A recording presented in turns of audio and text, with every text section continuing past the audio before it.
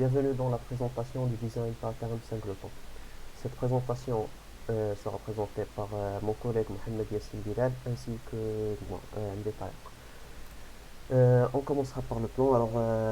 Je m'occuperai de l'introduction, de la définition du singleton, de l'implémentation et de quelques questions communes qu'on peut rencontrer lors de l'utilisation des singletons. Puis mon collègue va s'occuper des exemples, où il va donner des exemples. Alors, on commence par l'introduction. Alors que la PEO se base sur la réutilisation de nos classes pour réduire le code et le rendre plus facile à lire et à utiliser, parfois on n'a besoin que d'une seule instance. On va donner des exemples après, mais l'important c'est que cette instance doit persister dans tout notre programme car les données qu'elle contient et les méthodes qu'elle contient doivent être utilisées partout. On peut utiliser des variables globales, mais on verra après que il y a des problèmes. Et en plus, on a besoin d'une classe et non seulement d'une variable.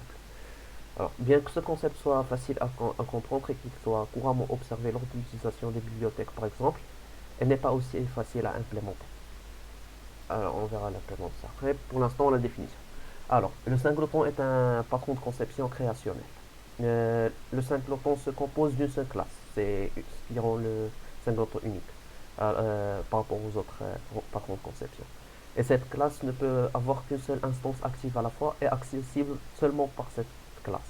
Et il ne devrait pas être possible de créer une autre instance, et l'instance fournie par la classe doit conserver le même état et les mêmes données dans tout le programme. Alors, je crois que la définition est assez simple, donc on pourra passer à l'implémentation. Donc, pour l'implémentation, puisqu'on a une seule classe, alors je vais simplement créer cette classe. Alors, ici, on crée une classe publique qu'on va nommer singleton, dans notre cas. Alors, ici, c'est où se représente tout le changement. Notre classe est publique, cela veut dire que tout le monde peut y accéder. Mais notre problème, c'est qu'on veut que les autres programmes ne puissent pas créer une instance de cette classe, parce qu'il ne doit y avoir qu'une seule classe. Alors ici, ce qu'on va faire, c'est que notre,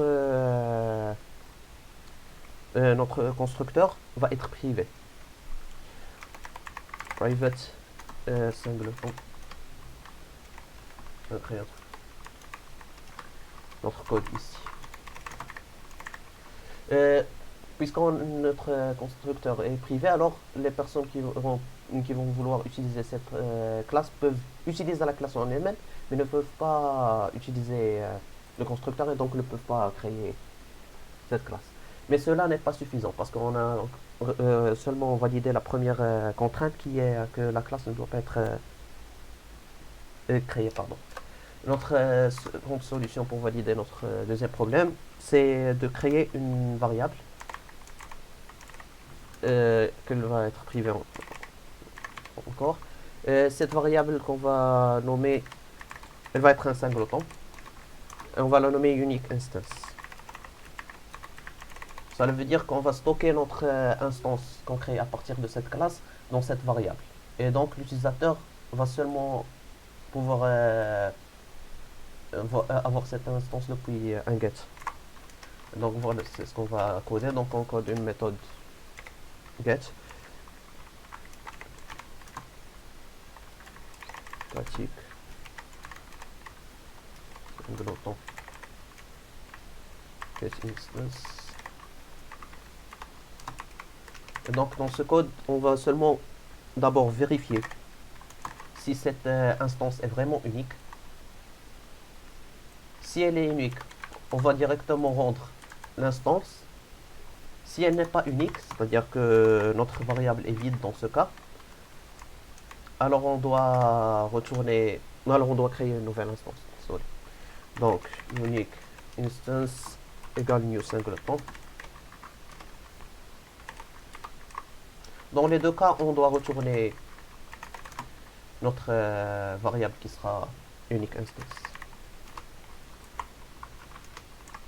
Normalement, cela devrait être le code. Mais cependant, dans la prochaine étape qui sera l'implémentation, on va voir que ce n'est pas vraiment le cas. Alors, common issues. Le multithreading ne peut pas-il entraîner la création de plusieurs instances? Voilà le premier problème dans notre code.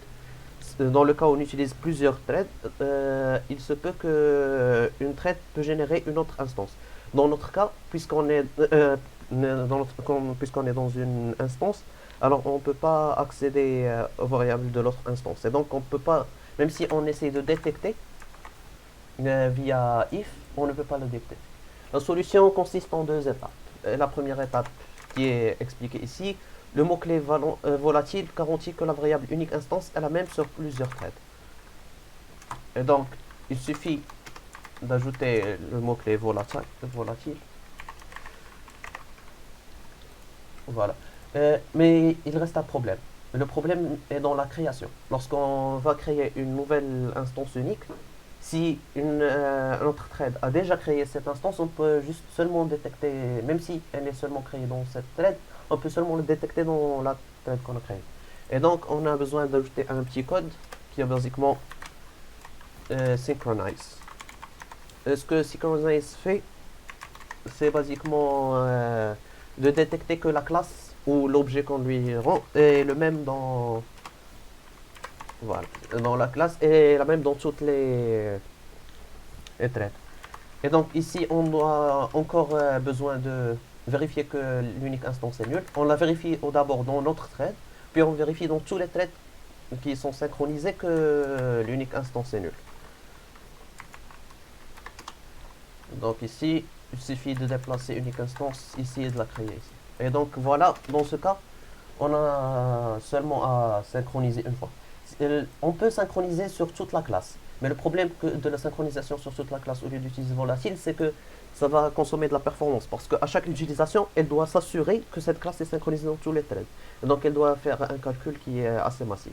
Et donc notre solution, c'est simplement d'utiliser le mot-clé volatile, ce qui va permettre de réduire la consommation de performance en garantissant le même code. Et voilà. Et donc notre implémentation est comme ça complète. On passe à la deuxième question. Le singleton ne brise-t-il pas le principe solide de responsabilité unique?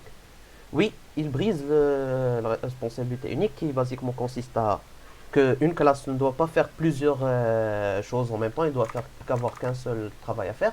Dans notre cas, on fait deux choses. On s'assure que le singleton ne peut pas être créé, en même temps on s'assure qu'il n'y a qu'une seule instance. Donc c'est deux travaux en même temps, ce qui brise la responsabilité. Mais on a toujours besoin du singleton parce que vous allez voir, les exemples que mon collègue va donner vont démontrer qu'on a toujours besoin de singleton. Il y a plusieurs cas où on peut les utiliser, où on a déjà utilisé. Je vais laisser la parole à monsieur Bilal. Bonjour tout le monde. Dans cette partie, on va essayer d'expliquer un exemple pour mieux comprendre le design pattern singleton.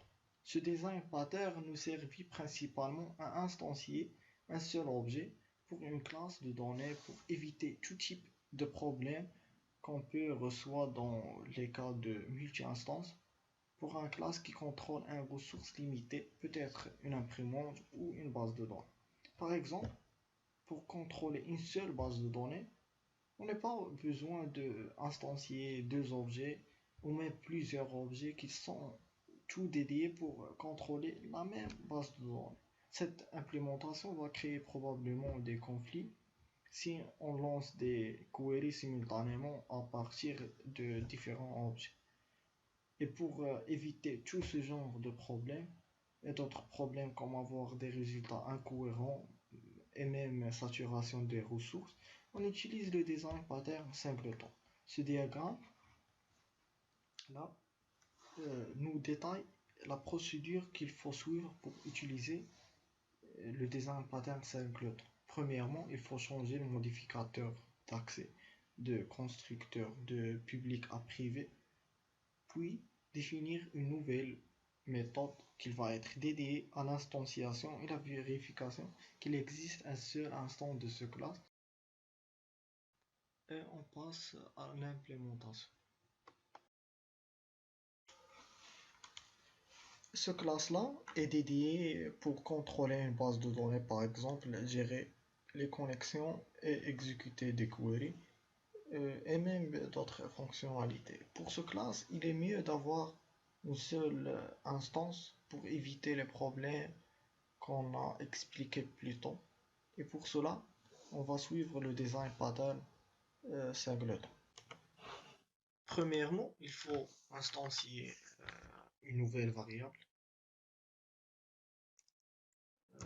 private qui va être private statique.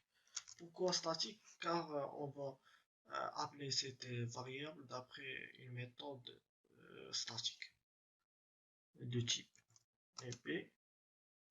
Le nom, on peut prendre le nom instance d par exemple. Puis il faut changer le modificateur d'accès de ce constructeur de public à privé. Dans ce cas-là, on ne peut pas instancier ce objet de l'extérieur de ce classe. Pour cela, on crée une méthode publique statique et qui retourne un variable de type dp. Cette méthode il s'appelle getInstance. Et donc, première des choses, on va vérifier que notre variable instance dp est nulle. Si le cas, on va instancier notre objet, notre seul objet, new, et on va retourner ce variable. Donc, si on veut l'instancier ce objet à partir de l'extérieur de ce classe, il est très facile. Tout simplement, à la place de new db, on va utiliser db et on va appeler cette méthode statique. Puis on peut connecter aux bases de données, on peut appeler tous les autres méthodes de ce classe. On va essayer. Et donc, il travaille. On va rajouter une ligne pour vérifier que ce code est exécuté une seule fois. Donc, on va l'appeler deux fois à partir de deux classes différentes. On va voir la résultat.